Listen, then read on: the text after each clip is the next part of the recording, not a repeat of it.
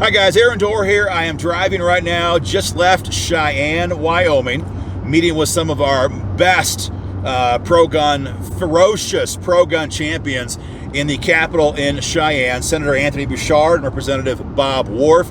On behalf of Wyoming gun owners, we're working on getting our bill draft tight for the upcoming session on the Second Amendment Preservation Act. And as a reminder again, guys, what SAPA would do is it tells local and state authorities, city cops, state troopers, and sheriff's deputies that they may not enforce federal law when it comes to guns, ammo, and accessories. Instead, they would enforce state law. In other words, all of Joe Biden's garbage would fall by the wayside because it simply would not be enforced by local and state agencies. Now, the feds can still enforce their own federal legislation, but the reality is they always rely on the cooperation of in-state friends to do their work for them. So if you make it a crime for state agencies to enforce federal gun control laws, well then all of a sudden those laws would go unenforced, like the marijuana laws, for example. So I was down there talking with these guys, and we were just kind of talking about how many states are claiming that they are passing SAPA right now, and the reality is they're doing nothing of the kind. And for a lot of gun owners, it's instinctive. We know that the radical left hates gun owners and they're our biggest enemy. But these days, and I think Trump made this abundantly clear for all of us, we now know that you can't trust the Republicans many times either. And in red states right now that are controlled by Republicans, a lot of people are claiming to pass SAPA doing nothing of the sorts. I wanted to break down again the real points that make a SAPA bill a SAPA bill. Number one, this is a law. This Second Amendment Preservation Act is legislation. It's law. It's not a resolution. So this year in Nebraska, for example, Governor Ricketts enacted a sanctuary state resolution, which they're basically trying to say is SAPA. But all this is a feel-good gesture, that talks about being pro-gun. There's no teeth. Real SAPA legislation is a law that, like I said, makes it a crime for state and local agencies to enforce any part of Joe Biden's war against the Second Amendment. That's number one. It's a law, not a resolution. But number two, and equally as important, this law has to have teeth. There has to be an enforcement capability.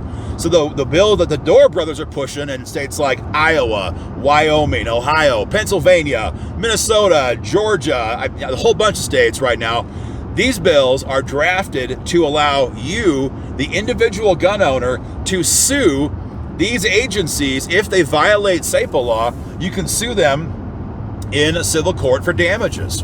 Because if we don't have that in there, liberal department heads, and there's liberal department heads even in Wyoming, where I'm at right now, they will order their department, their officers, to enforce federal gun control laws, and SAPA be damned. If there's no teeth, there's no downside to them. And so real SAPA law has teeth. What Texas passed this year, for example, what they're calling SAPA, has nothing. There's no teeth at all. Nothing. Zero. Zilch. It's a lie. The third thing that SAPA has to have, that we are pushing in states all across the country right now, is a private cause of action. In other words, you get to invoke the teeth that SAPA has. So the bill we passed in Missouri this year, for example, if a state agency violates SAPA law, which is already in effect right now in the state, if that happens, the teeth are present, but you, as the individual gun owner in Missouri, you could personally sue those departments in civil court. You can do it on your own, and that's how it has to be. Because anytime you rely on another government official to intervene and stop the government, there are calculations they are making about their own political best interest, not yours as a gun owner. So again, using Texas this year, for example, the bill they passed says that if a federal law, comes out that's unconstitutional and local agencies enforce it against a gun owner in Texas, the gun owner in question has to appeal that to the AG in Texas. And the Texas AG may investigate. The Texas AG may decide it's unconstitutional. The Texas AG may ask the governor to look at it.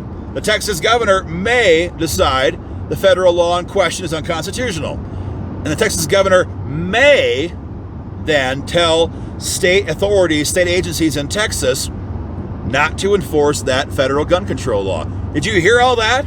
There's 15 layers between the tyranny coming out of Joe Biden's White House and actually stopping that enforcement on that violates your gun rights. It will never happen. It will never happen. There will always be a political reason why they decide not to defend your gun rights. You can take that to the bank.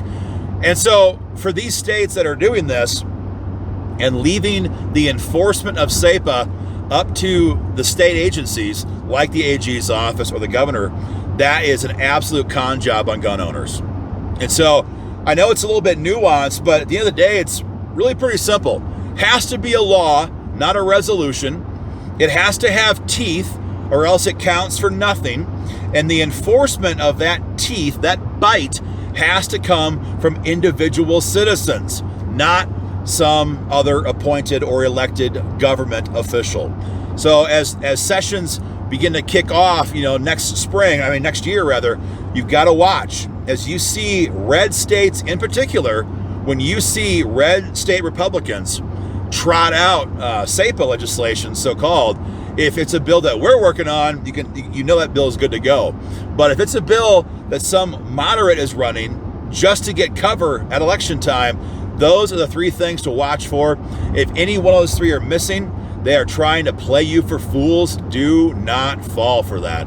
And guys, if you want help passing SAPA in your state, contact us and we'll do everything we possibly can to help you. Take care.